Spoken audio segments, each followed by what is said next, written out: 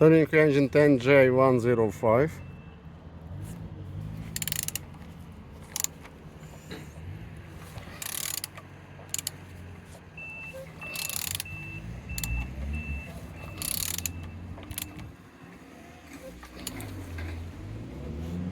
All turning good, all compression complete. On the front, all looks good, as you can see, no damages here.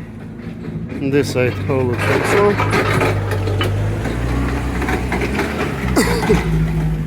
On the top, all looks good, all connectors and injectors looks good, as you can see.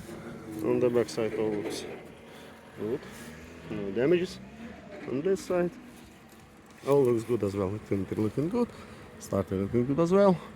Oil some, in good condition. Beneath, I didn't see any damages. Turning engine 10J105. Thank you.